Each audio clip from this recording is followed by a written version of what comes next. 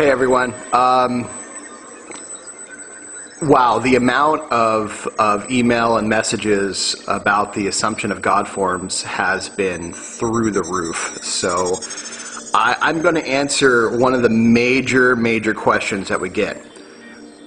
Doesn't the Illuminati work with the Qaballa? And short answer is no. Okay.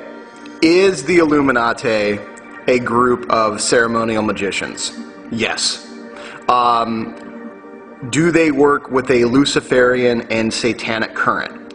The answer to that is also yes, but not in the same way that the Bible understands it.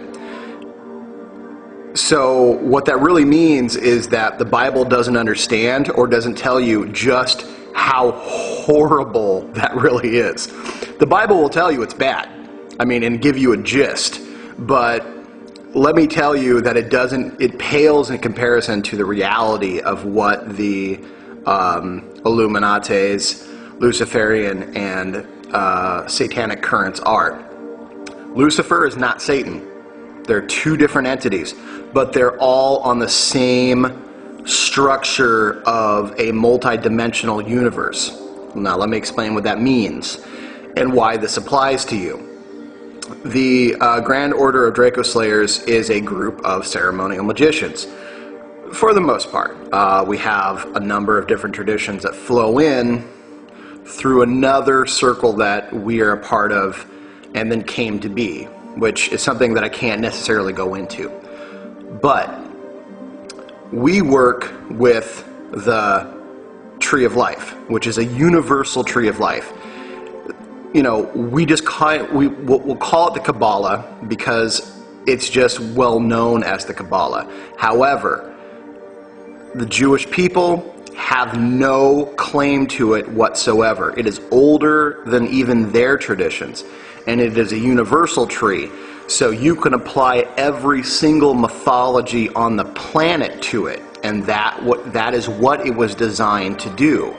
So this is truly a universal key. Now, here's the difference. The Qaballa that we work with is not the same as the Qaballa of, say, Madonna or even the Hollywood Qaballa. That is also the Qaballa of the Illuminati. The Illuminati work with the Qaballa, which is truly what's called the Qilopth. And the Qilopth is, I think the best way to explain it is people are familiar with the pentagram, with the star, right? There's the star with the point upward and the star with the point downward. People are sort of in tune to be wary of the star pointing downward. The Qilopth is the Qaballa pointing downward. So what we have here is, I'm going to move back the camera, is we have the Qaballa. Ah, boy, this is not good. We have the Qaballa. This is taller than I thought. Oh, there we go. Looks like Star Wars. It's all pointing downward at you in a galaxy, not far away. That thing is coming down at you, which goes upward. So the supreme point, Kether, way up here. However, the Qilopth, it would be inverse. Okay. Now, why does that matter? Okay, it matters because the Tree of Life, in the way that we work with it, has what's called a natural check and balance system already installed. All right? That's not to say that you can't do some pretty gnarly and bad things with it. You can. But the purpose of the tree is to self-contain and to achieve a balance between energies, so that there's no extreme. Extreme is when things start to really get out of hand. You can be extreme in the sense of darkness, and you can be extreme in the sense of light. Either way, extreme is going to get you into trouble and going to lead you to do things that just aren't going to be helpful for anyone. On the inverse of the Qilopth, there is no check and balance system. Each energy or planetary sphere or sephirot is without any check or balance system on the Qilopth, meaning that the energies there are almost innately self-serving. So if you are an individual who is locked into the Luciferian concept of worshiping yourself as a deity, aha, there it is, worshiping yourself as a deity, then you will not at all necessarily care about anybody else but you. But at the same time, if you are flowing with a deity path, you need others, especially physical beings, to serve you. Now, the best way to do that from a Luciferian concept is to manipulate and to terrorize, and that's exactly what they do. So let's talk about the Qaballa really quick. Let's talk about how we view it and how we use it in this way, in our way, in the way that we want the world to go back into a balanced state. So we all, you and me, are right here metaphysically, okay? All of this is just sort of a roadmap, kind of, you know. I mean, there really isn't, I mean, they're not actual locales in this way, but they are states of existence and states of awareness layered on top of each other that lead into physicality, okay? So we begin here at Malkuth. Now here's the interesting thing. Malkuth, or the physical world, is also related to as the kingdom.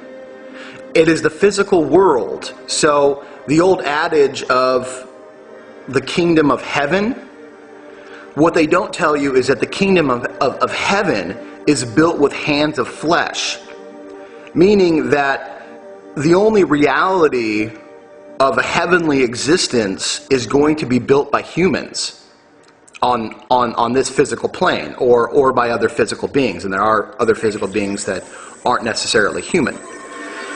So for all of this stuff here, which is not manifested, okay, it all becomes real in the physical world.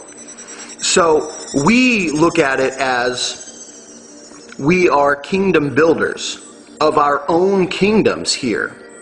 And when you get in touch with your higher self, like where the Qilopth would, they would say, oh, well, I'm back. Let me hold off. Let me hold off on that. So what we're doing with the assumption of God form first is we are realizing that we are physical beings, okay? Then we move up into what we know as the moon, or the great astral ocean.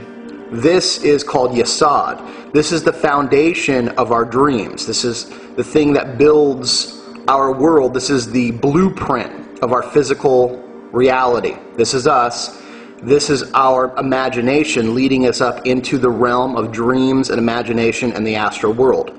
This is where all the energies above it flow into. Now, these Hod and Natzak do flow into the physical world, but they do it through astral currents as well.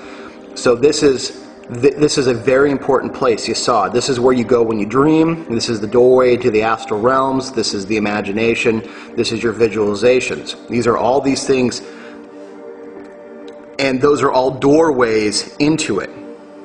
So you need to really, really take serious your thoughts, your daydreams, the things that you continually go back to, because those build your physical world. Those flow into your actual life. There's just so many concepts with it. I'm trying to limit it down. But when you use visualization, when you dream, when you use your imagination, you are entering into the portal of Yesod. Now, in the tarot, this connecting pathway between Malkuth and Yesod is shown as the universe card. And it is a woman surrounded oftentimes by stars and other things that represent planetary bodies. They were not truthful when they told you that this woman was Venus. It's Gaia. There's the Gaia impregnation concept that I've talked about. Are you listening, Cheeto? Okay, there it is. You are entering into her world. The stars around her symbolize the astral world. She is the mother of that astral realm. So in that astral realm, you are technically within the womb of Gaia. Anything that you plant there, which are your thoughts, strengthened by your emotion. So here it is. Your thoughts here, okay, of Hod, the intellect, and then you have the emotional world coming together, making things stronger. So you have your thoughts and your feelings fortifying what you're doing in the astral world. There's more to it, but these are very important concepts for you to get.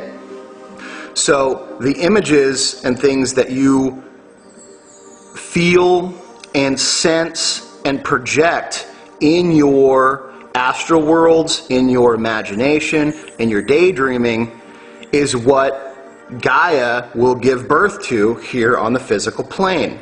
Okay? Now, right here, this is Tapareth. This is the state of your soul, where your soul is, where your higher self is. And on the tree of life, your higher self on the Qaballa is your highest ideals. This is where everything that is beautiful, that is glorious, that is absolutely wonderful about you resides. This is where your true self, divorced from all trappings, from all manipulations, in your purest form, this is where you reside. And this is where the Christ energy is. It is the solar energy. It is an inner sun. It is the beaming out of light into a dark world. Those who embrace this center are said to become beacons of light, are said to be torches in the night. They are, here it is, the truth, the light, and the way. Interesting. There's a lot of old Gnostic images of Jesus with a candle entering into an underground place. These images have not survived, for the most part, into modern day Christianity because they were too hard to explain. Why is Jesus leading us down into the darkness? He wasn't, it's what is this light? Why is Jesus the sun and then the sun and then the light? It's all allegorical to a point. Yes, there was a man.